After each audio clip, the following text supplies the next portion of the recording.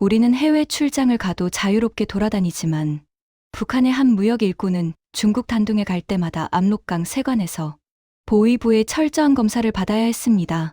강 하나를 사이에 두고 한쪽은 밝은 불빛과 자유로운 사람들, 다른 쪽은 정전으로 어둡고 감시받는 삶이었습니다. 10년 동안 그 다리를 수백 번 건너며 격차를 목격한 그녀는 35세가 되던 해 겨울 충격적인 결정을 내립니다. 과연 무엇이 그녀를 그토록 절망하게 만들었을까요? 지금부터 그 이야기를 들려드리겠습니다. 구독과 좋아요로 응원해 주시면 감사하겠습니다. 2003년 3월 25살 때 평양에서 3년 동안 공장 일을 하다가 갑자기 발령이 났습니다. 신의주 무역회사였습니다. 중국 국경 도시인 신의주에 간다는 게 믿기지 않았는데 당 간부는 성분이 좋고 충성스러운 사람만 갈 수 있는 곳이라며 영광으로 알라고 했습니다. 한 달 후 신의주에 도착했을 때 처음 본 압록강은 생각보다 좁았습니다.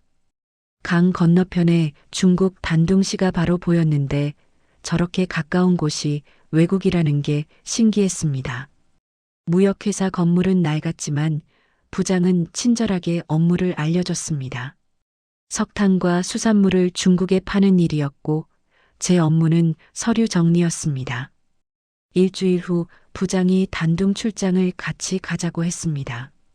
중국 바이어를 만나러 간다는 말에 가슴이 뛰었습니다. 다음 날 아침 일찍 압록강 다리로 갔는데 세관에서 보위부 사람들이 가방을 꼼꼼히 검사했습니다.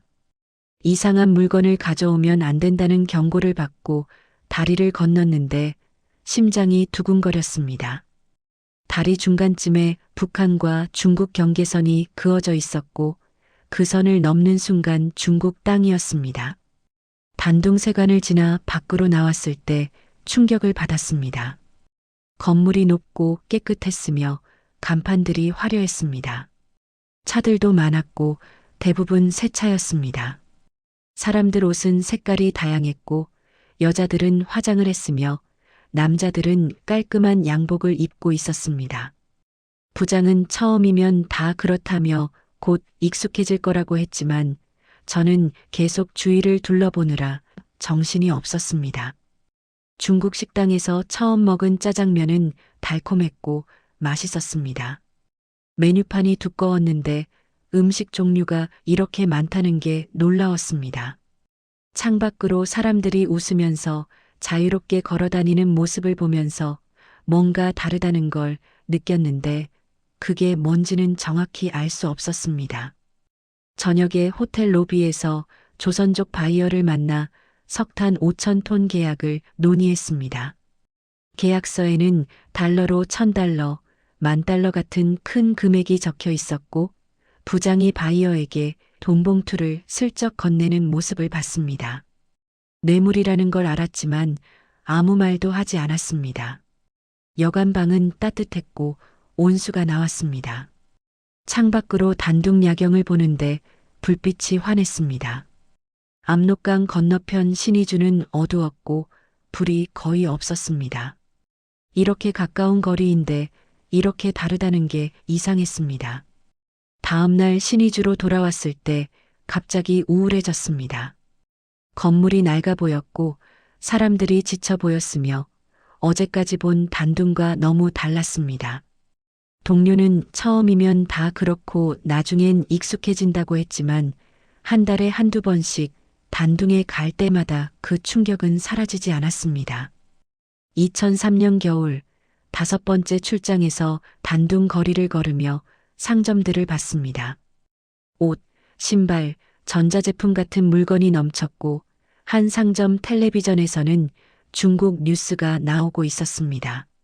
사람들이 자유롭게 말하고 웃는 모습을 보면서 왜 우리는 저렇게 못 사는지 의문이 들었습니다. 그날 밤 혼자 생각했습니다. 10년, 20년 후에도 저는 이렇게 살까요? 여기서요. 알 수 없었지만 답답했습니다. 무역일이 시작되면서 그 답답함도 함께 시작됐습니다. 2004년 26살 때 무역일에 익숙해지면서 공식 업무와 비공식 업무가 있다는 걸 알게 됐습니다. 공식적으로는 석탄과 철, 수산물을 중국에 팔았지만 부장이 작은 종이 쪽지에 적어준 목록에는 USB 메모리 100개, MP3 플레이어 50개, 중국 휴대폰 10개 같은 전자제품들이 적혀 있었습니다. 이걸 사와서 평양 간부들에게 파는 거라고 했습니다. 밀수품이라는 걸 알았습니다. 단둥의 전자제품 가게에서 달러로 물건을 사고 가방에 넣었는데 돌아올 때 세관 검사가 걱정됐습니다. 압록강 다리를 건너 북한 세관에서 보위부가 가방을 열고 USB를 꺼냈을 때 업무용이라고 대답했지만 100개나 되냐는 질문에는 제대로 답하지 못했습니다. 부장이 보위부 사람을 데리고 잠깐 나갔다가 돌아왔고 그제야 통과할 수 있었습니다. 차 안에서 부장은 돈을 좀 줬다며 앞으로는 매번 2,000위안씩 챙기라고 일러줬습니다. 이렇게 밀수와 뇌물이 시작됐습니다. 한 달에 한두 번씩 단둥에 가서 공식 무역과 밀수를 함께 했습니다.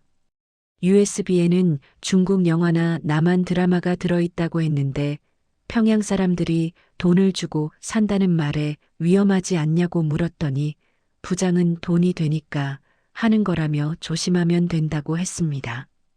2005년 27살 때는 밀수 규모가 커져서 중국 냉장고와 세탁기까지 들여왔습니다. 간부들이 주문한 거라며 트럭에 실어 날랐고 세관에서는 10,000위안을 뇌물로 주고 통과했습니다. 부장이 일한 만큼 보너스를 준다며 봉투를 건넸는데 1,000달러였습니다. 한 달 월급이 100원인데 1,000달러라니 엄청난 돈이었지만 잡히면 수용소에 가고 가족도 연자제로 처벌받는다는 생각에 무서웠습니다. 그래도 계속했습니다. 돈이 필요했고 단둥에 가면 숨을 쉴 수 있었기 때문입니다. 2006년 여름 28살 때 단둥에서 조선족 상인이 DVD 플레이어, 중국 화장품, 커피 같은 물건 목록을 줬습니다. 커피와 화장품을 평양 여자들이 좋아한다는 말이 신기했는데 돈 있는 사람들은 물론 몰래지만 다 쓴다고 했습니다. 북한이 변하고 있다는 말도 했습니다. 시장 경제가 천천히 들어오고 있고 배급으로는 못 살아서 다들 장마당에서 돈으로 물건을 산다는 게 맞는 말이었습니다. 그날 저녁 호텔방에서 창밖 단둥 야경을 보며 북한이 정말 변하고 있는지 생각해봤지만 여전히 배고프고 감시받고 자유가 없는데 뭐가 변하는지 알 수 없었습니다. 다음 날 트럭에 물건을 가득 싣고 신의주로 돌아왔고 세관에서 뇌물을 주고 통과하는 일이 익숙해졌습니다. 부장이 이번 달 보너스로 2,000달러를 줬습니다. 많은 돈이었지만 기분이 이상했습니다. 이렇게 사는 게 맞는 건지 의문이 들었습니다. 밤에 혼자 사는 작은 방에서 모아둔 3,000달러를 세어봤는데 북한에서는 큰 돈이지만 이 돈으로 자유는 살 수 없다는 생각이 들었습니다. 창밖 어두운 신의주는 정전으로 불빛이 깜빡거렸지만 압록강 건너 단둥은 항상 환하게 빛났습니다. 이렇게 가까운데 이렇게 다른데 저는 이쪽에 있었습니다. 3년 동안 무역 일을 하며 돈은 모았지만 마음은 점점 텅 비어갔습니다. 2007년 29살 때 무역일 5년째가 되면서 단둥 출장이 더 잦아졌습니다. 한 달에 서너 번씩 갔는데 그러다 보니 조선족 상인들과 친해졌습니다.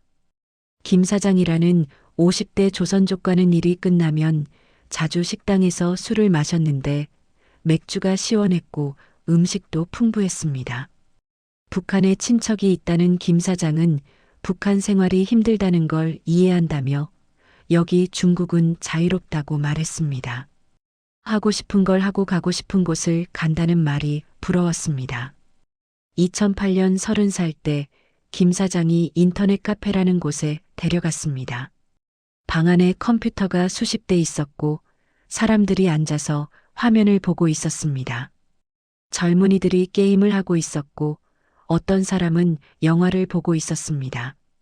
김 사장은 여기서 세계 어디든 볼 수 있다며 인터넷이라는 걸 설명해 줬습니다.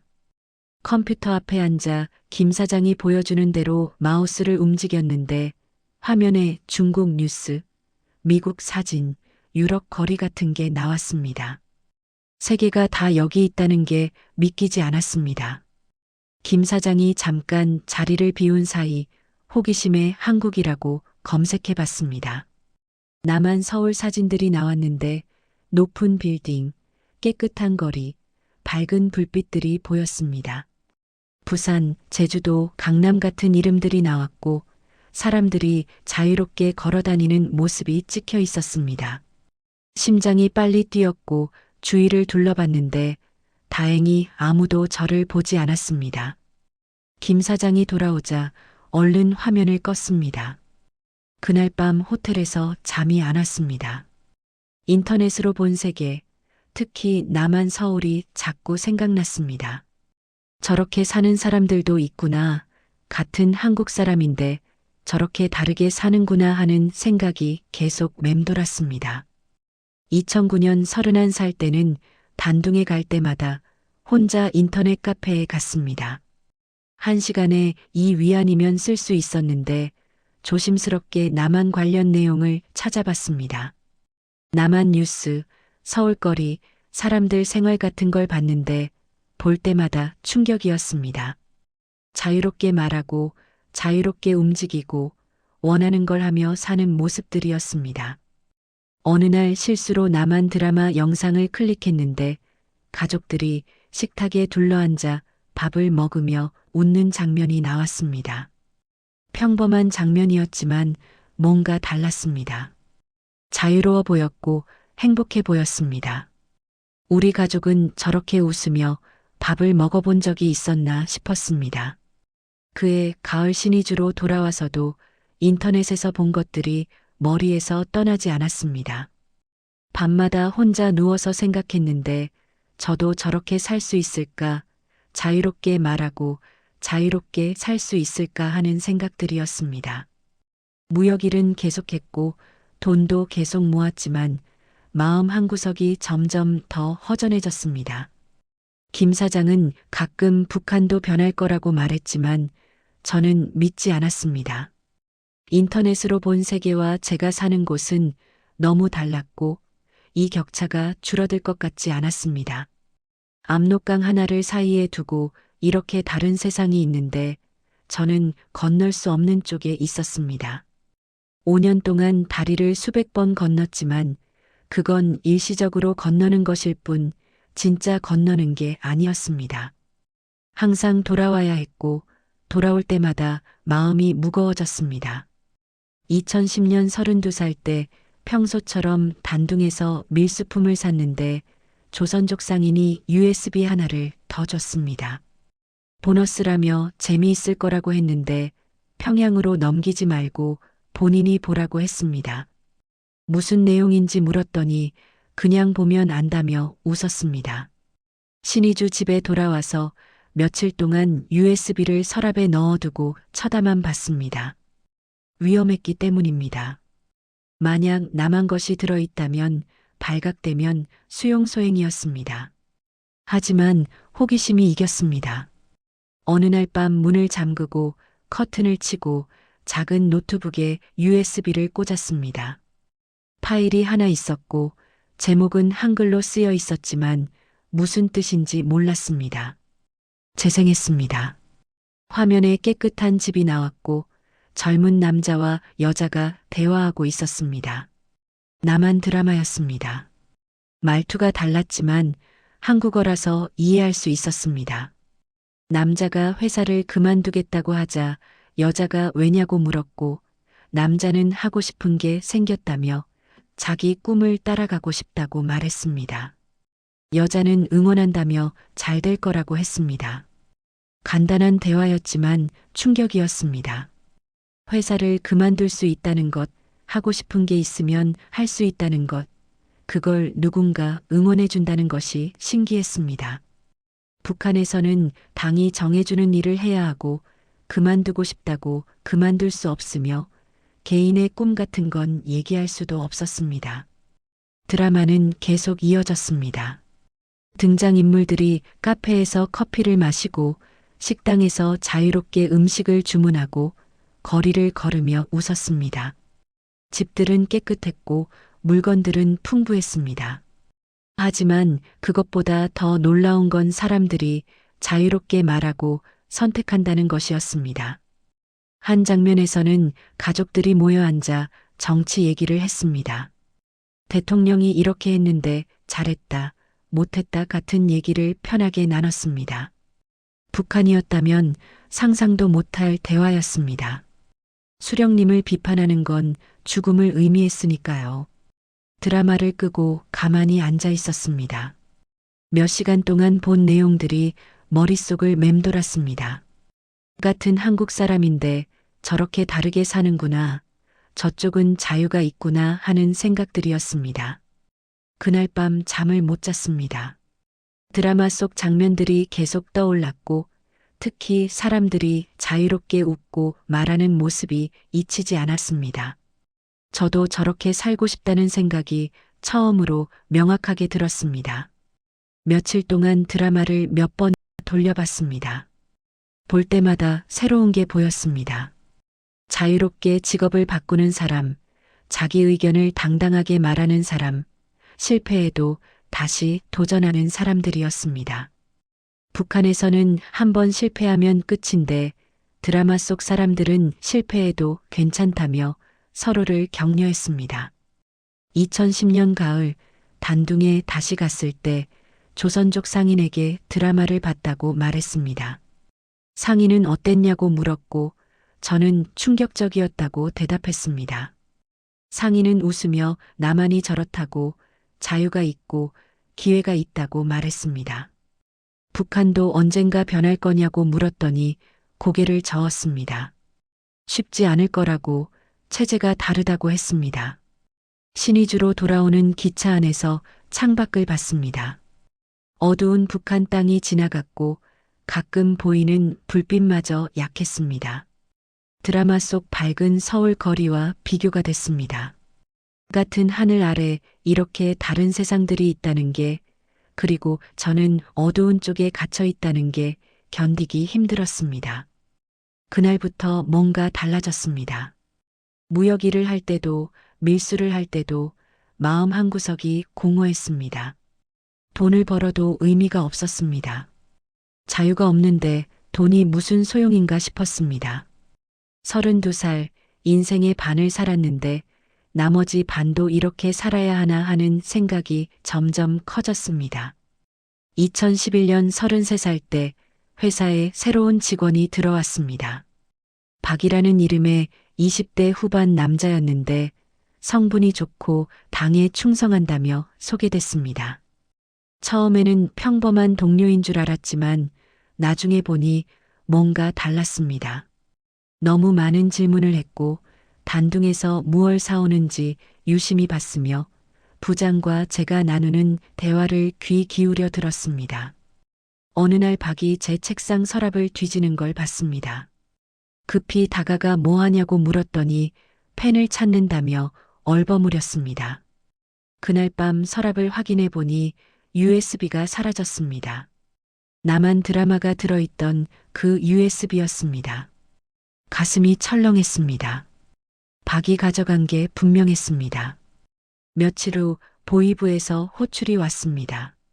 작은 방에 들어가자 보이부 사람 둘이 앉아 있었고 책상 위에 USB가 놓여 있었습니다. 제 것이었습니다. 보이부 사람이 물었습니다. 이게 무엇이냐고, 어디서 났냐고, 안에 뭐가 들어있는지 아냐고 했습니다. 거짓말을 할지 사실을 말할지 순간적으로 판단해야 했습니다.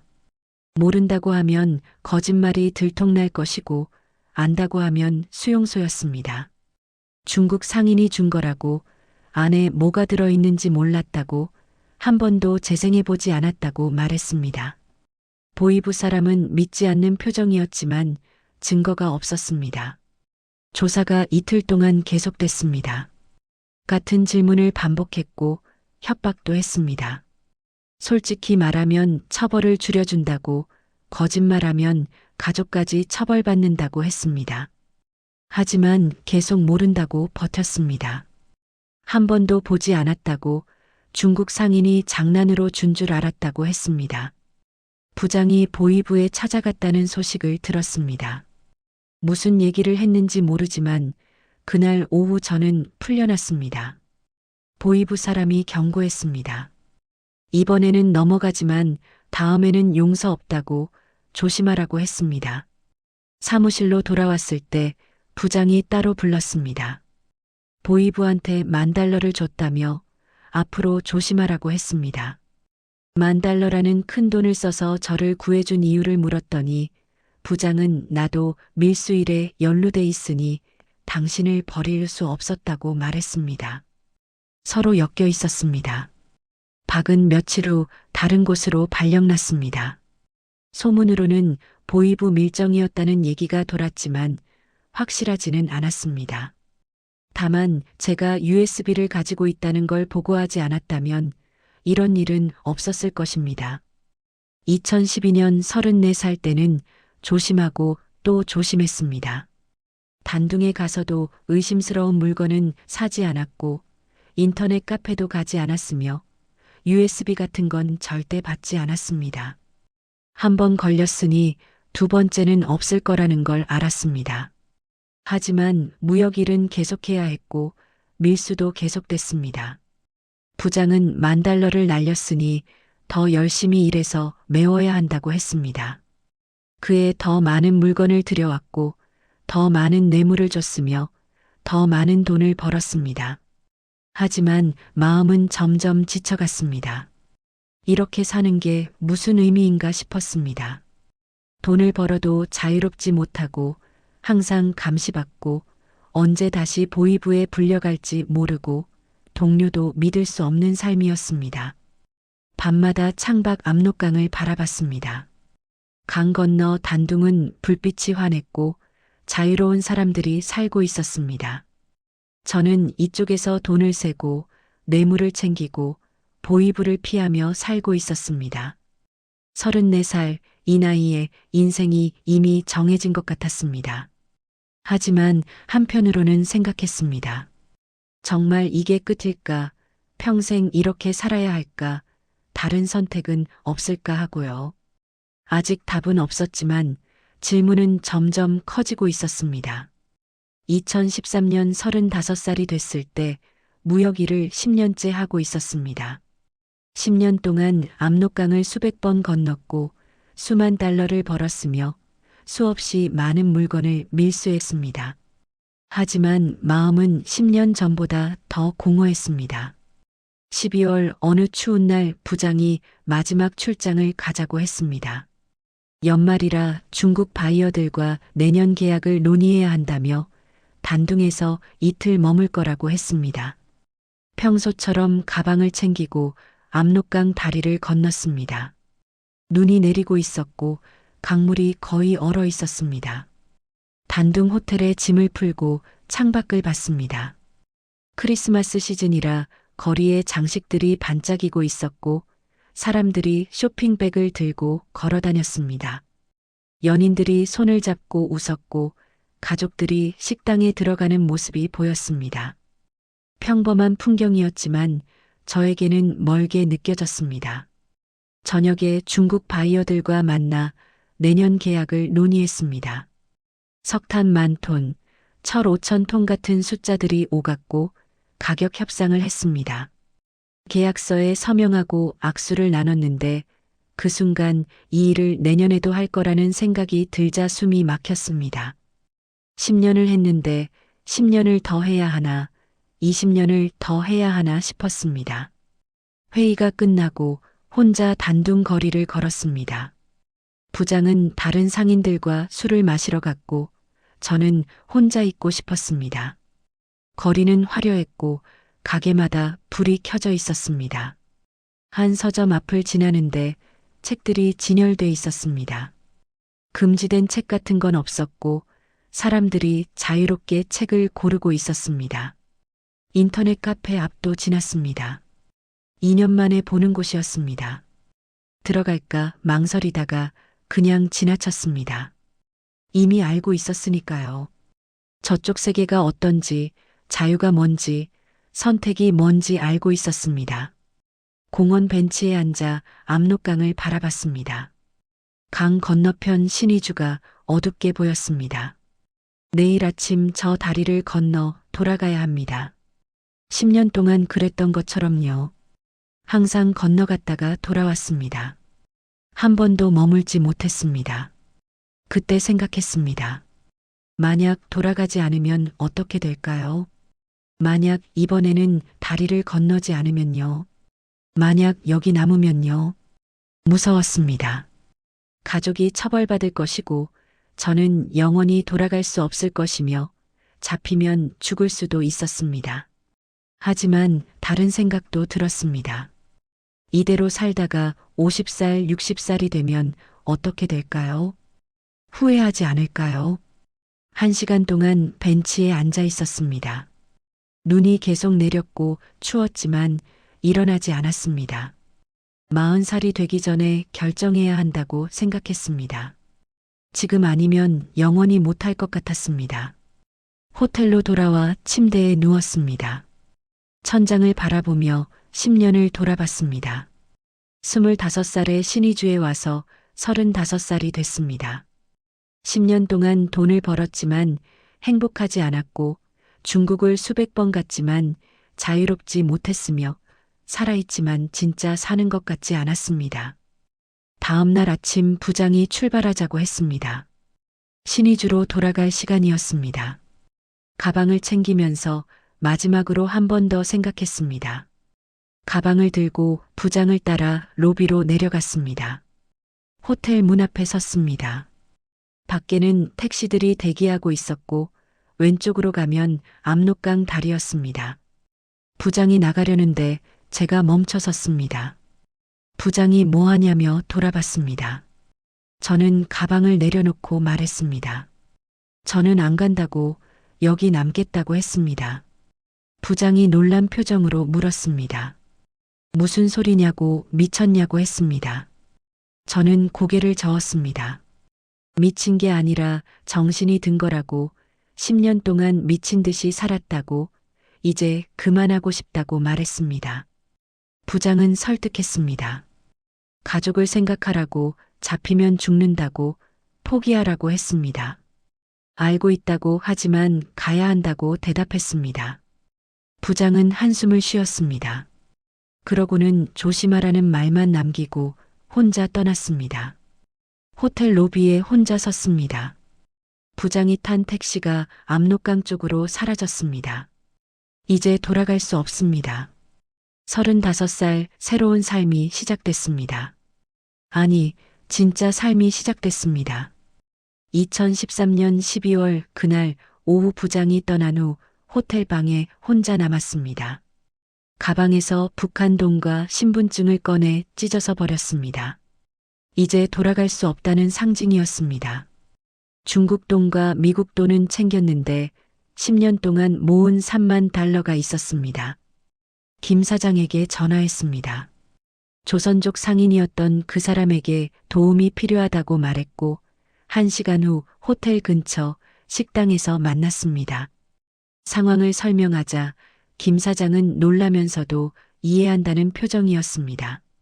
이미 예상했다는 듯 말했습니다. 10년 동안 당신 눈빛을 봤는데 언젠가 이런 결정을 할 줄 알았다고 했습니다. 김 사장은 단둥에 머물면 위험하다며 내륙으로 가야 한다고 했습니다. 북한 보위부가 수소문할 것이고 중국 공안도 탈북자를 잡으면 북한으로 송환시킨다고 경고했습니다. 어디로 가야 하냐고 물었더니 일단 베이징으로 가라며 아는 사람을 소개해 주겠다고 했습니다. 다음 날 새벽 김 사장이 운전해서 기차역까지 데려다 줬습니다. 베이징행 기차표를 사주고 조심하라는 말과 함께 베이징에 있는 조선족 목사님 연락처를 줬습니다. 10년 동안 거래했던 사람이었는데 마지막에 이렇게 도움을 받게 될 줄 몰랐습니다. 기차는 12시간을 달렸습니다. 창밖으로 중국 땅이 지나갔는데 갈수록 북한에서 멀어진다는 생각에 안도감과 두려움이 동시에 들었습니다. 가족 생각이 났습니다. 부모님, 동생들, 다시 못 볼 사람들이었습니다. 가슴이 아팠지만 돌아갈 수는 없었습니다. 베이징에 도착해 김 사장이 알려준 주소로 찾아갔습니다. 작은 교회였고 조선족 목사님이 나왔습니다. 사정을 설명하자 이해한다며 당분간 교회에서 지내라고 했습니다. 탈북자들을 돕는 일을 한다며 안전하게 한국에 갈 방법을 찾아보겠다고 약속했습니다. 2014년 1월과 2월 2달 동안 교회 작은 방에서 지냈습니다. 밖에 나가지 않았고 중국 공안이 무서워서 커튼도 항상 쳐놓았습니다. 목사님이 음식을 가져다 줬고 다른 탈북자들도 몇 명 있었습니다. 모두 북한을 떠나온 사람들이었고 한국에 가기를 기다리고 있었습니다. 2월 말 목사님이 좋은 소식을 가져왔습니다. 한국 대사관에 연락이 닿았다고 조만간 갈 수 있을 거라고 했습니다. 며칠 후 밤에 차를 타고 베이징 시내로 들어갔습니다. 큰 건물 앞에서 내렸는데 한국 대사관이었습니다. 문을 두드리자 경비가 나왔고 탈북자라고 말하자 안으로 들어가라고 했습니다. 들어가는 순간 안도감에 다리에 힘이 풀렸습니다. 여기는 한국 땅이나 마찬가지였습니다. 중국 공안이 들어올 수 없는 곳이었습니다. 대사관 직원이 조사를 했습니다. 이름, 출신, 탈북 경위를 물었고 신의주 무역회사에서 10년 일했다고 설명했습니다. 직원이 고개를 끄덕이며 확인이 필요하다고 했고 며칠 후 신원이 확인됐습니다. 3월 초 비행기 표가 나왔습니다. 인천행이었습니다. 대사관에서 한 달 가까이 머물다가 드디어 떠날 수 있게 된 것입니다. 공항으로 가는 차 안에서 창밖을 봤습니다. 베이징의 높은 빌딩들, 많은 차들, 바쁜 사람들이 지나갔습니다. 석 달 전까지 저는 단둥에서 이런 풍경을 부러워만 했었습니다. 비행기에 올랐습니다. 좌석에 앉아 안전벨트를 맸는데 손이 떨렸습니다. 비행기가 이륙하면서 베이징이 멀어졌습니다.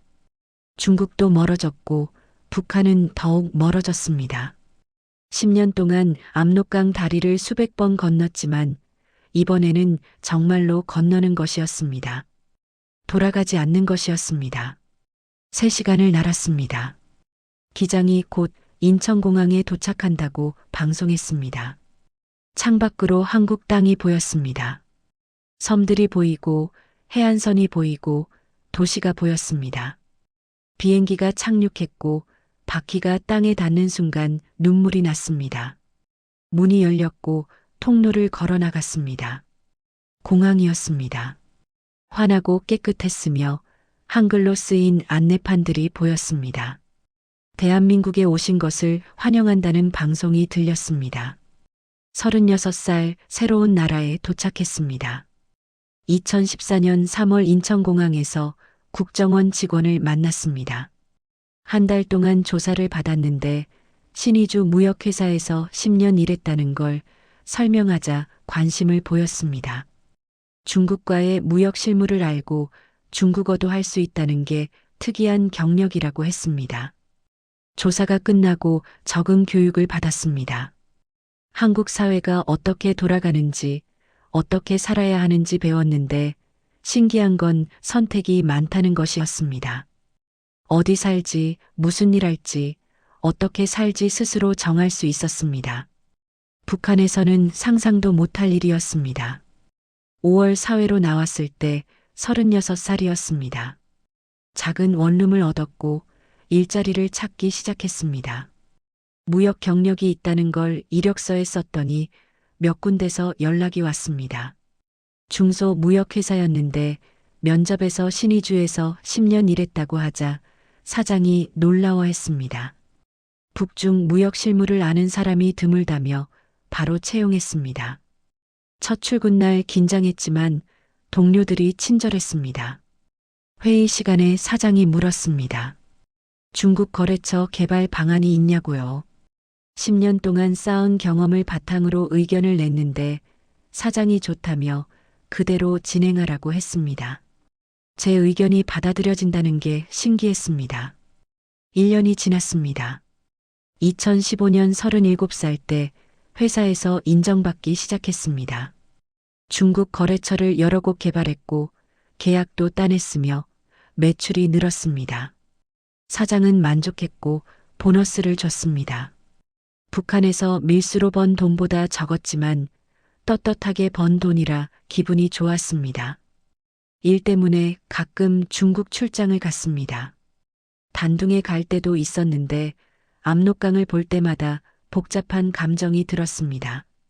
10년 동안 이 강을 건너며 밀수를 했고 뇌물을 줬으며 감시를 피했던 기억들이 떠올랐습니다. 하지만 이제는 자유롭게 왔다 갈 수 있었습니다. 돌아가지 않아도 됐습니다. 2018년 40살 때 대리로 승진했습니다. 후배들이 들어왔고 제가 가르쳤습니다. 북한에서는 상상도 못했던 일이었습니다. 누군가를 가르치고 의견을 나누고 함께 일하는 것이요. 2020년 42살 때는 과장이 됐습니다. 무역팀을 맡았고 팀원들과 중국 시장을 개척했습니다. 코로나 때문에 힘들었지만 온라인으로 일하며 버텼습니다. 어려울 때 팀원들과 의논하고 해결책을 찾는 게 좋았습니다. 혼자가 아니라는 느낌이었습니다. 2023년 45살 때 차장이 됐습니다. 10년 가까이 회사에서 일하며 인정받았고 사장은 없으면 안 되는 사람이라고 말했습니다. 기뻤습니다. 북한에서는 10년 일해도 인정받지 못했는데 여기서는 노력하면 인정받았습니다. 지금은 2026년 1월입니다. 48살이 됐습니다. 36에 한국에 와서 12년이 지났습니다. 인생의 절반을 북한에서 절반을 한국에서 살았습니다. 아직도 가끔 꿈을 꿉니다. 신의주로 돌아가는 꿈이요. 압록강 다리를 건너는데 돌아갈 수 없다고 소리치는 꿈입니다. 땀을 흘리며 깨어나면 여기가 한국이라는 걸 확인합니다. 돌아가지 않아도 된다는 걸 안심합니다. 가족은 보고 싶습니다. 부모님, 동생들, 어떻게 사는지 모릅니다. 제 때문에 처벌받지 않았기를 바랄 뿐입니다. 미안하고 그립지만 후회하지는 않습니다. 이 선택이 옳았다고 믿습니다. 회사에서 후배가 물었습니다. 북한과 한국 중 뭐가 제일 다르냐고요? 많이 다르다고 대답했습니다. 건물도 다르고 음식도 다르고 생활도 다릅니다. 하지만 제일 다른 건 자유라고 말했습니다. 여기서는 선택할 수 있다고, 제 생각을 말할 수 있다고, 원하는 걸 할 수 있다고 했습니다. 어제도 회의가 있었습니다. 내년 사업 계획을 논의했는데 제 의견을 냈고 받아들여졌습니다. 12년이 지났지만 여전히 신기합니다. 제 말을 들어주고 존중해주고 함께 결정한다는 게요. 퇴근길에 한강을 봤습니다. 다리가 불빛으로 빛나고 있었고 사람들이 걷고 있었습니다. 12년 전 압록강을 바라보며 건너고 싶었던 기억이 났습니다. 건넜습니다. 자유를 찾아 건넜고 지금 여기 있습니다. 48살 아직 인생이 남았습니다. 북한에서는 35에 모든 게 끝난 것 같았지만 여기서는 36에 시작했습니다. 앞으로 20년, 30년을 더 살 텐데 자유롭게 살 것입니다. 그게 제가 압록강을 건넌 이유니까요.